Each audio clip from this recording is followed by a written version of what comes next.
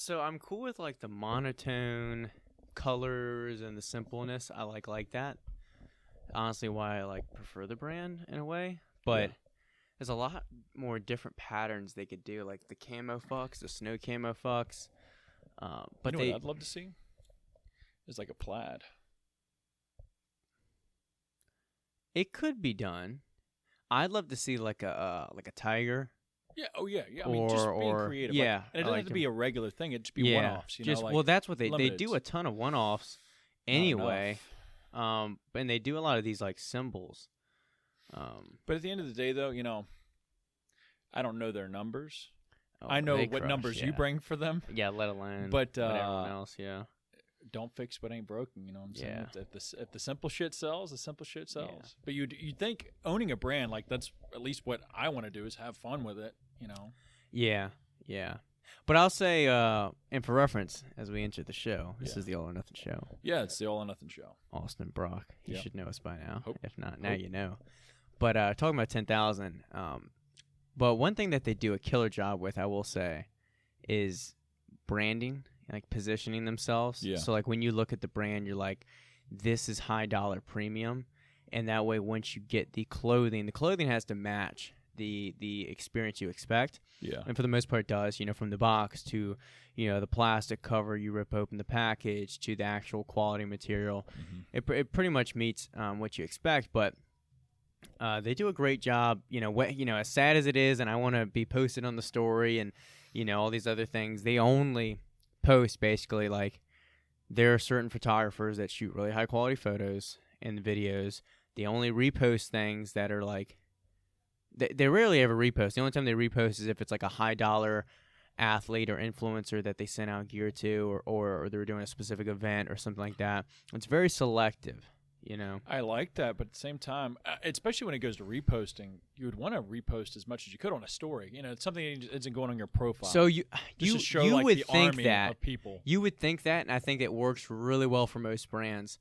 But I think there's also you think people that get hope that they'll make it one day. Yeah, there is that exclusivity that makes it kind of like cool too, though. Hope I make it this week. Because like Iron Bolt Gym, you, other small businesses, anytime someone tags you, you're throwing it up. You're, you want to show some appreciation, and B, you know, it definitely makes them feel cool. Like, oh, I definitely want to post next time because they'll repost me. You know, when I post, you know, a coffee roaster that I get. I love that feeling, or like they follow me back. I'm like, that's cool. But there's something about it, you know. Like, I mean, you're even going through it a little bit with Instagram too, where you're like, I don't want to follow 5,000 people. I'd like to just follow who's connected to the brand pretty directly and create a brand out of it, or like, you know, this is the crew. You know, because I want, you know, we've done it for so long. Well, we've done it for a while now, to where I want to be supporting 100% the people that support us. You know. So, by exclusively, you know, narrowing things down so people can sort of relate and see, like, oh, these people are Gym Flow. Yeah. I want to become a part of that. Yeah. On the topic, right out the gate, want to mention that moving forward, this show is obviously going to be on this channel for the next 2 weeks. You'll be able to watch this show this Monday and next Monday on the Gym Flow YouTube. But moving forward, go ahead and start switching over, transitioning to the All or Nothing Show YouTube channel, which will be live by the time this show airs. I haven't created it yet, but I just looked, and it's not taken. Okay, good. Yeah. And if you're listening on probably any other platform, you don't really need to do anything. No. This is for YouTube only. It's only for YouTube. Which, by the way, if you're listening on Spotify, give YouTube a look. Yeah, but on YouTube, not only do you get to see our ugly faces and the gestures we have and the drinks we drink, but the bigger thing is we're going to upload clips in the future moving forward. So 2-3 clips a show. Yeah. I know we're not super, you know, original. A bunch of people different do clips. Obviously, Joe Rogan was kind of like a big push for that. But we're doing it not to be a copycat, but more to we know that not everyone has an hour in the day, 2 hours in the day. And we bullshit sometimes. So here's a quick way that you can grab interesting topics that we touch on without having to dig through the entire episode. So we'll have clips posted, and even on the shows, once they're on the new channel, we'll have the time codes as well in there, so you can skip around a little bit. But anyway, updates, we're leveling up a little bit. 100%. So again, go ahead and subscribe to the All or Nothing Show channel. The link will be down in the description as well as the comments. I'm just going to load it up. And make sure you subscribe because moving forward after 2 weeks, no more shows will be posted on the Gym Flow YouTube. Like Brock mentioned, again, just reiterating, nothing's happening or changing with Apple Podcasts or Spotify. Yeah. And we plan on, as far as I think we talked about, trying to mix in a few bonus episodes a month that are a little bit more business oriented, especially small business. So if you are that entrepreneur you think you might be, or anything like that, you can definitely find value, I think, in life in general. Yeah, and speaking of value, guys and gals, I want this to be, this is a good part of our day here. Hopefully it is for y'all as well, getting to listen to us sort of vent or rant about things we're going through or just bullshit around. Hopefully you just realize we're just your average homeboys. But I would love to give some type of value back to all you that do follow along and listen to us. So if you ever have any questions, make sure you are reaching out in the DMs or dropping a question on a comment on YouTube or whatever the case, so we can answer something to maybe help more than just you. Before you fuck up and do something with your life, business, training, ask us because I've done certainly plenty of fucking up. Yeah, so I'd love to save time and money for you. Yeah, free resource. Because it looks like I like to give money away quite often with business. Oh yeah. Yeah. But anyways, thank you all for the support so far, and hope you all have enjoyed. Gym Flow is like one of those money guns that's just shooting in the stands. Yeah, who wants some? You want one? Yeah. You want some You're too? getting that money shower, and businesses are just like grabbing them from you. You don't even have to ask. Sometimes I'll just give it. Yeah. Yeah. I sign up for some bullshit. Sure? Yeah, I think so. So how was your Thanksgiving? Thanksgiving was good. It was kind of low key because I spent most of the day. Is Sarah here? Is she still in the country? Yeah, she's still here. Okay, I didn't know if she was already. But she worked. She worked Thanksgiving, so I spent most of my day here, anyways, doing a lot of like little shit on the back end that I'd forgotten to do the week building up to, like creating a blog, which it wasn't an in-depth blog, but creating a blog page for people to go see what the deals were and links to that and stuff like that. Just instead of just throwing the deal out on a newsletter and hopefully people catch it. And there's so many things that I feel like need to go into planning that I did not do and don't do for like big deals, holidays, specials that we do. You can get lost in the sauce, I'll be honest, because like especially when you do it by yourself, it's tough. And I help as much as I can, but at the end of the day, it's not my full-time gig, and honestly, it's not even your full-time gig. You still do personal training, you work out on your own time. You're meal prepping, you're doing a lot of things, and everyone's doing a lot of stuff. Well, I never want you to feel like you're expected to do something. No, and I know I'm not. I do it because I enjoy it, because I'm a friend, and I feel like part of the brand. But even with the gym, sometimes I feel like I throw up posts sometimes pretty last minute. The Toys for Tots thing, for example, was out of our control. We'd been thinking about it the past month, but it took 2 weeks for them to bring us the boxes to do it, and they just came in randomly. Was it the day before Thanksgiving or the day of? The day of, I think. Day of, just dropped boxes and left. Yeah. And so we had to kind of scramble, make some graphics, blah, blah, and just posted that today. And we basically have 2.5 weeks to really do the drive. Yeah. But, there should be, with every post, an email. We should be, honestly, more alive and post more content on Instagram. But it gets on the back burner just because, for those who don't know, I have a whole full-time editing job basically as a freelancer for different clients across the country, and so I spent hours doing that every day. And then in between that, especially with the marathon, I was running hour and a half a day, and then weight training hour and a half a day.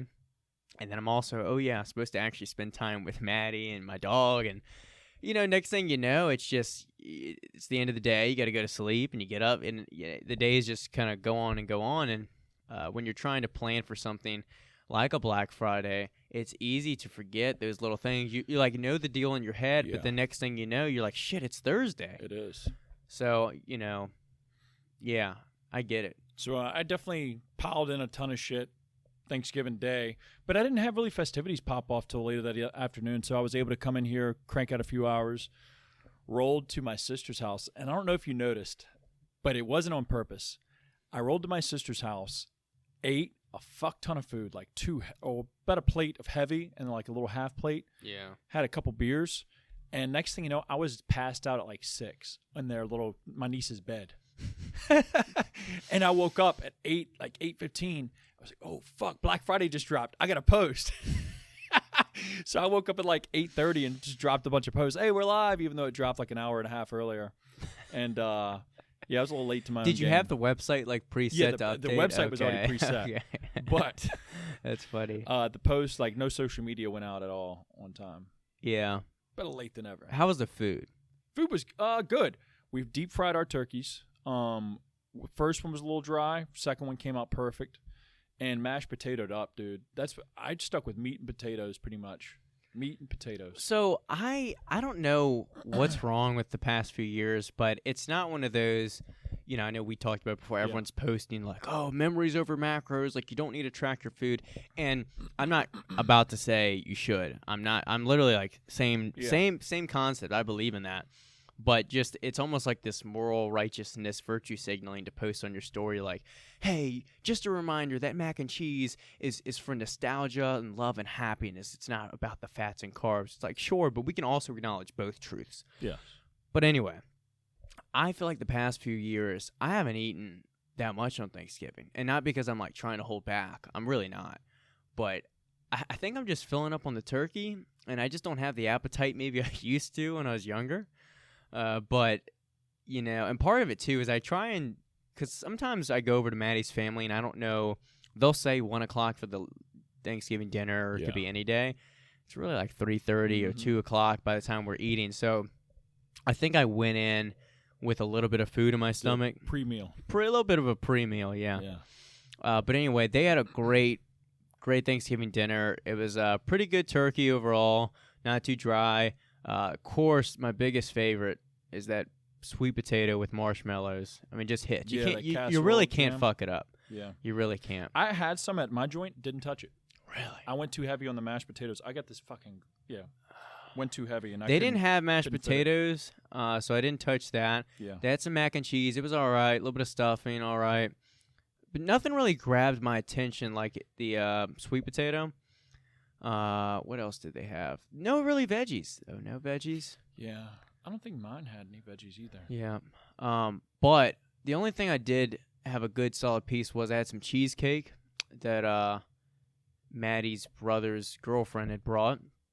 And then that was mostly it. But I filled it up pretty good over there. Had a good amount of turkey, blah, blah, blah. But by the time I went to my family's, do you remember last year's podcast where I ripped on my family's Thanksgiving dinner? Yeah. And then my mom was upset about it, and she was pretty offended about it.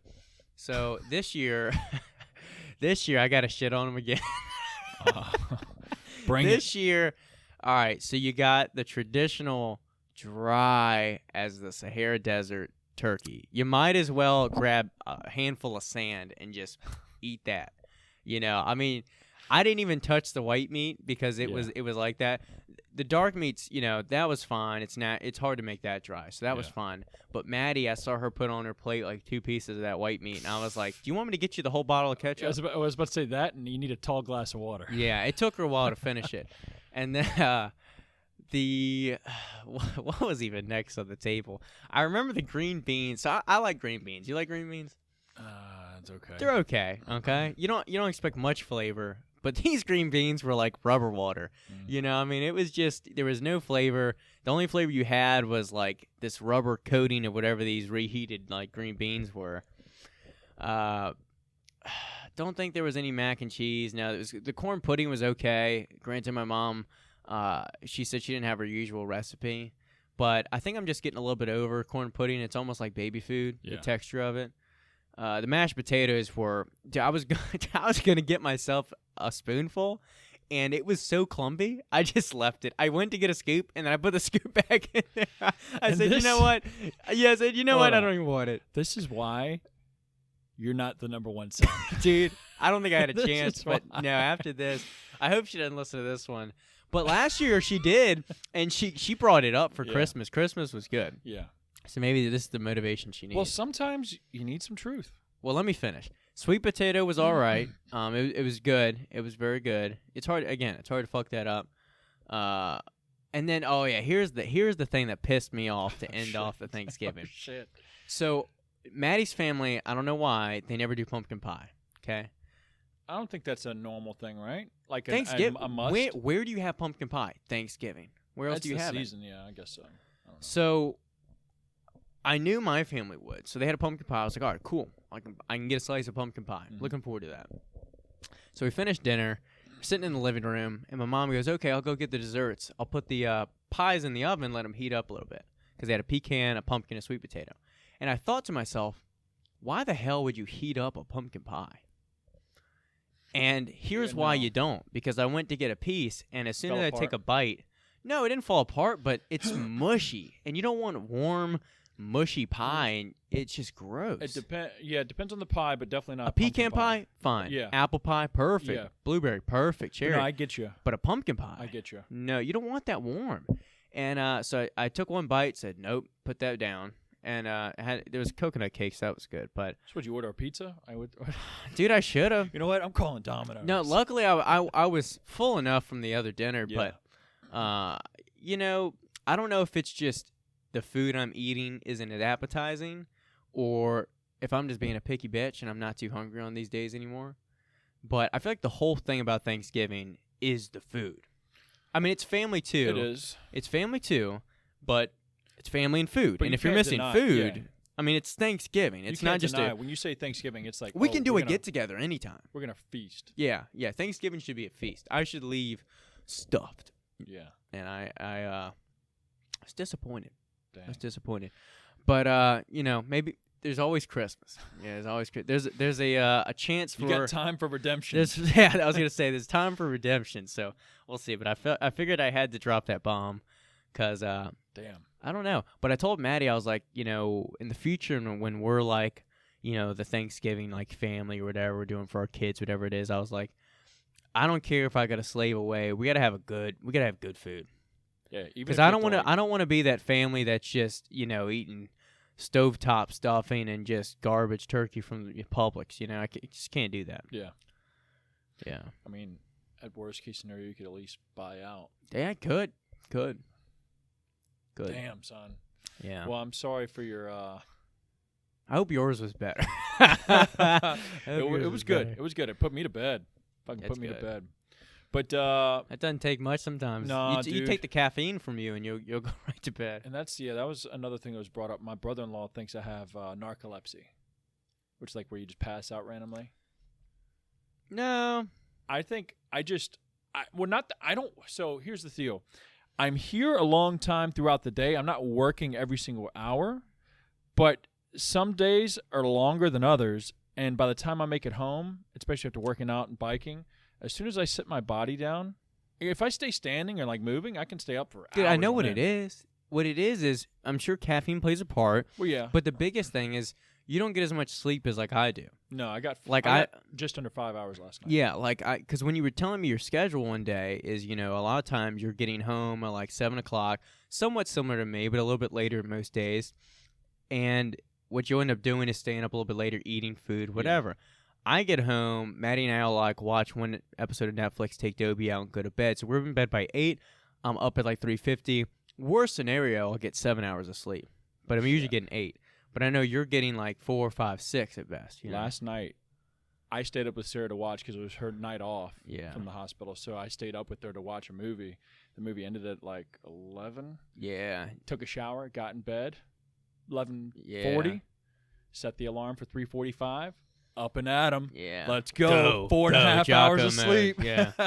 Yeah. I'm going to pay for it tomorrow probably. Yeah. But usually I don't go to bed that late. Usually it's like closer to 10. I get it when, you know, you want to spend time with a loved one. They work weird hours. You know, you got to accommodate. But people sleep on sleep. You know what I mean? Yeah. Sleep unless you're Tasha. Unless you're Tasha, yeah. Get the sleepy gene. The sleepy genes. Yeah, but sleep is just so important, man. It's so, like, nonchalant because you don't really think about it. Just like water, you don't really think about it. But, like, the difference between getting in, like, let's say a half gallon a day and a full gallon, like, over time, or getting in 8 hours of sleep every day versus 6 hours, like, it shows up not just in studies showing, it'll add, like, another few years of your life, but just how you feel, how you operate, how much you maybe don't need as much coffee as you thought, you know, during the workday. Yeah. But I should prioritize that a lot more. I mean, I should think about it a lot more. It's a bitch to do, but you got to almost, like, really be hard on yourself about that, like, bedtime. Yeah. Which sometimes, you know, like I mentioned, sometimes I can get home at 7:30 or 8, and before I even get to shower, I'll sit down to eat something at either the table or the couch with Sarah, and I'll conk out, and I'm up at 3 a.m. still in the same clothes from last night. Like, oh shit, I got to shower and get the fuck to the gym. Yeah. Yeah, so it's been bad. But good weekend. Went down to the property, painted the house, got a first coat around the whole house. Then came out here both days, did the bike, did an hour Saturday, hour Sunday. That was one thing I wanted to talk about, because you threw it in the Facebook group, which if you're a Facebook kind of person, there is a Gym Flow Facebook group. Yeah, private group. Yeah. Got to be accepted, but we accept all. We accept all. Except you It's weirdos. private, but everyone gets in. But you mentioned how basically you were working through the weekend, did time at the property, and you've been doing that basically every weekend. And I was glad to see that, and we can touch on that even more later, but that you still came in, got some work in on the cycle bike. Yeah. And, it's a tough choice to make when you work through the week. You constantly are kind of like searching for that break, that time to just like relax a little bit. And especially when everyone else is doing that. Yeah.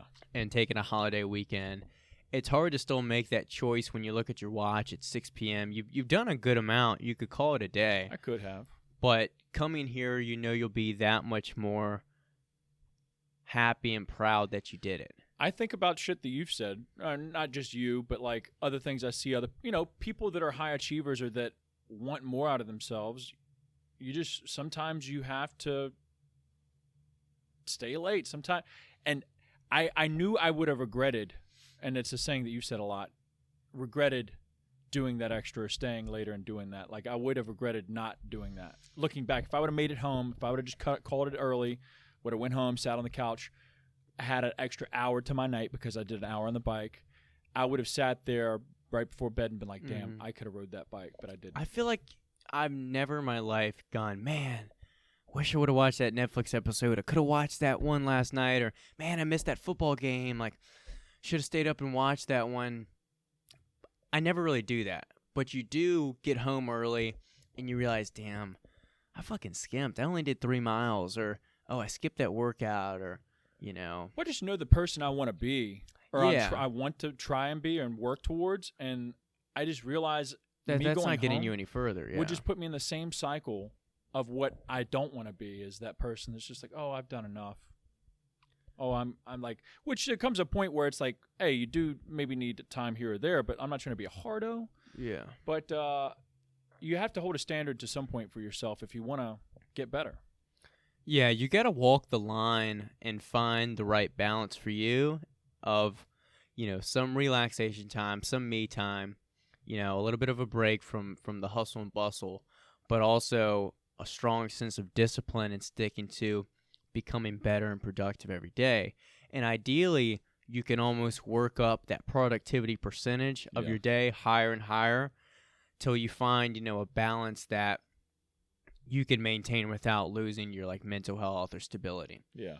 And then over time, ideally, you become successful enough, you can kind of regain a little bit of that. But if you're not where you want to be, that high achiever, disciplined mindset and behavior has to be higher than what's comfortable. Yes. You have to basically push that threshold higher and higher, just as you would the weights in the gym, progressively overload that level of discipline until you kind of get to where you're trying to be. And then, if you want to maintain around that level, you can do that. Or you could at least take a little deload, in a sense. Take a vacation. I've also noticed that me coming in here, especially working with Ronnie, having like, all right, I need to crush this amount of time on the weekends or this amount of time for the week.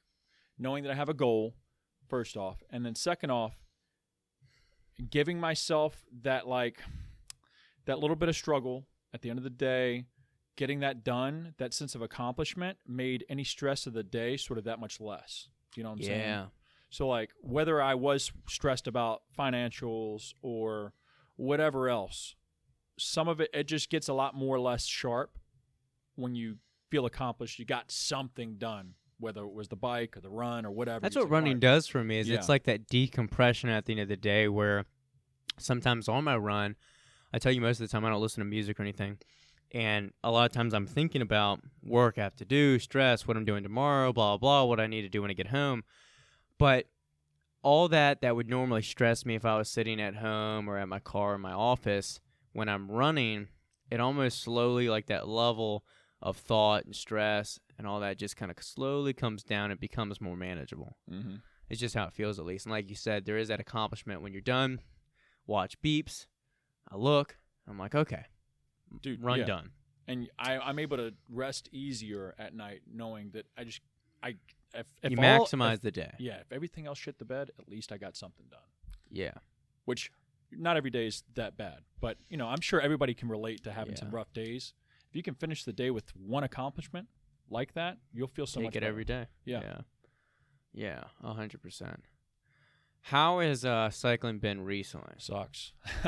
I think it's been more mental. I talked to you about making sure cold or not, getting out there at least a few times a week. Yeah, on the so bike. that's definitely something I want to get clothes, because I'm very low on like winter clothes. Mm-hmm.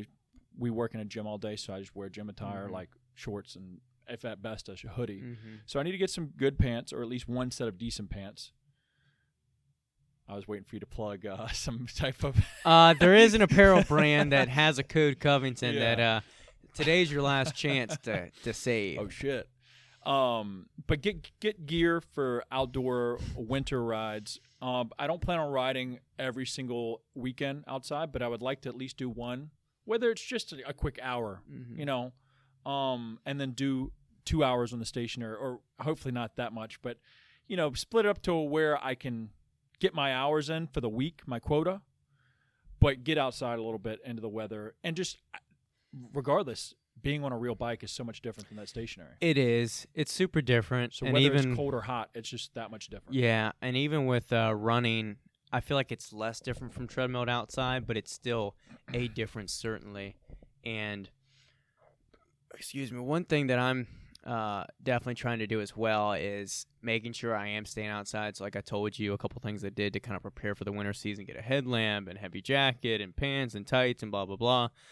And I still plan on doing, if I'm running 6-7 days a week, I still plan on getting outside for 3 to 4 runs a week, and basically everything over 6 miles I'll do outside. But I'm not going to stress too bad about mixing in 2 to 3 treadmill runs a week, just like my 3-mile, 4-mile runs, just because it's a little bit convenient especially with the holidays. Things have been a little bit stressful time management wise. So just doing it at the gym has been helpful. And then also it's cold as shit and it's super uncomfortable. And not only is it the discomfort, but more, I only have 2 pairs of tights and so many pants. So if I'm running every day, you'd go through them so quick, and I don't want to kill Maddie with the laundry. So it saves a little bit with that. But one thing I am changing up a little bit with my training, so I keep things kind of modest heading into December, a little bit intro of January, but I don't know if you saw my story, I signed up for 50K race.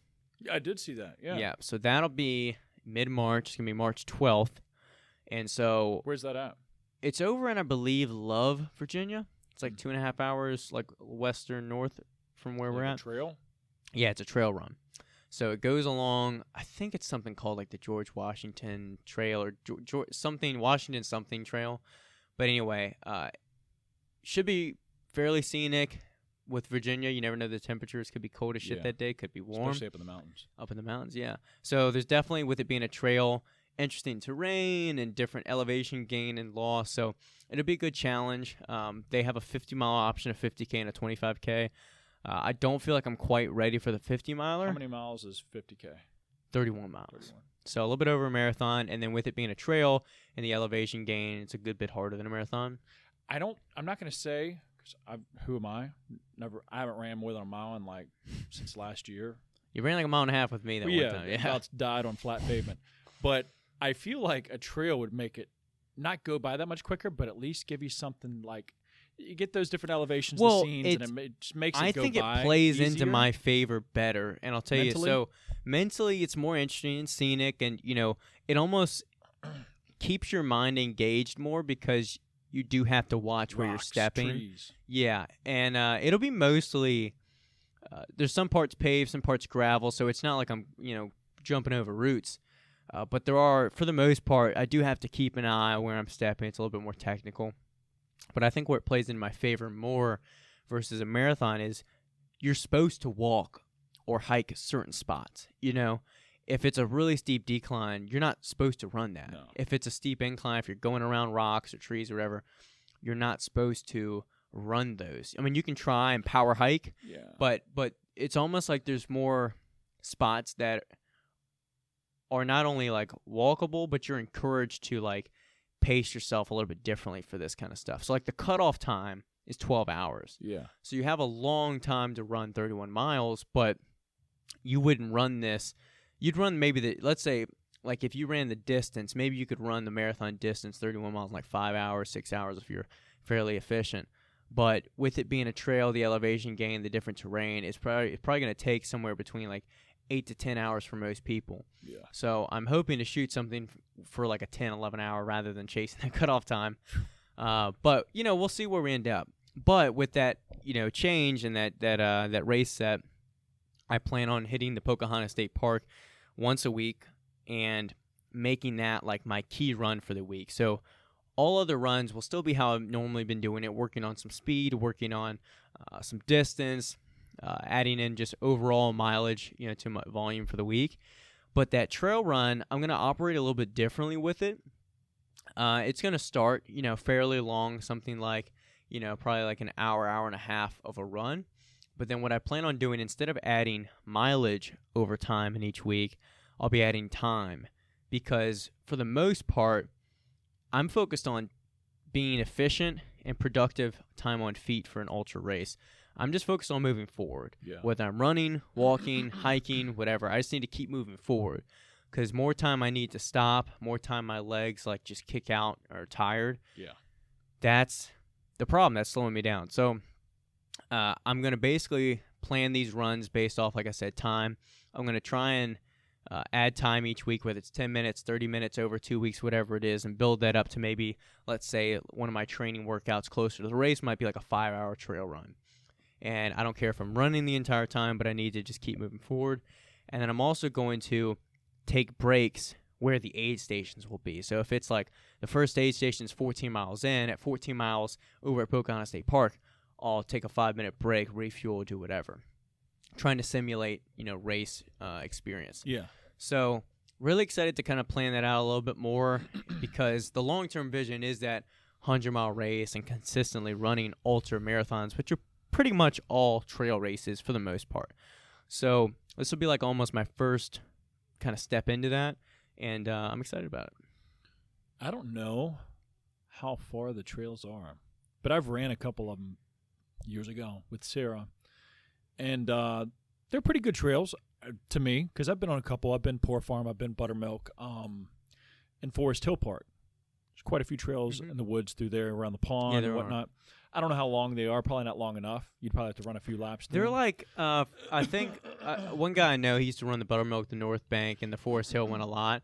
And I think if you like loop them together and things like that, you can get some distance. But I think that one might be like 5 or 7 miles, so not quite as long. It's not crazy long. But my gripe about those is they're a little too technical, especially at least the There's a lot of twists the Buttermilk and turns. when I ran it. Yeah, so there's a lot of twists and turns, walking across a little creek. Yeah. Like, that's fine for the most part. It is a good experience to mix in, but, it's better to get some more, like, quality distance running in. It's hard to do on that. Do you think, obviously you'll be able to look ahead of time, but this is something that I just thought of now. Your shoes getting wet. Would you have to run through any creeks in the real one? Possibly. Some races do. Some races you literally are walking across like a, ankle deep river. That makes the run a little heavier. Well, for sure. The biggest thing is just packing in your drop bags at each aid station, like change of socks. Yeah. But your shoes, most trail shoes are made to handle water, and also they probably are made with like quick drying type material. So I'm not too worried about that. Besides, cold feet, cold socks, and swapping those out. But that's something again I could throw in like my vest or something like that. Yeah. Damn, that's a big run. Yeah. But I am looking forward to that a lot. It was something that I knew I wanted to get a race in the spring, and I was trying to figure out when would make good sense and also give me enough time to train for it. And I saw that one pop up, and I was like, you just gotta sign up for it, do it. Yeah, put it on the calendar. It does take like just a commitment to do, and which Yeah. helped with when I was cycling a lot more outside for the 100 that I was trying to do. Just committing. I'm going to do it. But since I'm very green at it, it definitely kicked me in the dick a lot more. And I'm going to try and put a video here together for YouTube, explaining my route moving forward now with that. But I still haven't really picked a date yet. I know we wanted to have a date on this show. I haven't looked at the calendar at all to figure out when I should do a 70. I was going to say I wanted to hear what you're just, you don't have to have anything set in stone, but almost just kind of. I think by the next one I could have a date. Free wing in your mind, like how you're feeling about it right now. Because I was thinking about it the other day. I was like, I'm sure in a way, not in like a egotistical way, but ideally seeing the stuff I'm doing helps push you and relate in your cycle journey. And in the same way, it gives me energy back when I see you kicking ass and getting better too. Yeah. And so it's kind of like a cycle like that. And so I feel that with buying the bike, it was a big commitment and a good commitment. And with Ronnie being a great resource for programming and telling you kind of what to do for the most part, I feel like you have exactly what you need to make it happen. It's just, committing to it. And like I said, through this tough season of winter, figuring out, okay, when can you get on the bike? When can you, stay inside? And still just, again, like pushing things forward and such. Yeah. It's just overall, I tried to swallow way more than I could chew, which Ronnie had told me he's way more experienced than most of us with cycling. He's like, most people wouldn't go for 100 when they just did a 30, not too long ago, whatever. And, he still says, if I wanted to do it, I could probably still go do it before my birthday. It would just take many more hours than I would like it to. I wouldn't be able to do the pace, whatever. So he said going for a 70 next would be good. He didn't say a particular time. He just gave me sort of like a maintenance thing to do in the next week or so, just to continue getting consistent hours per week. And then kind of ramp it up Then slowly. probably get back hopefully into programming of like, here's some wattages I need to follow, some splits and whatnot. But yeah. That's good, though. Yeah. Because I'm eager to just see where you can take that. Because I think, for you, I think it helps both personally. I think, you originally said it. The biggest thing for you is just building up the mental toughness. Yeah.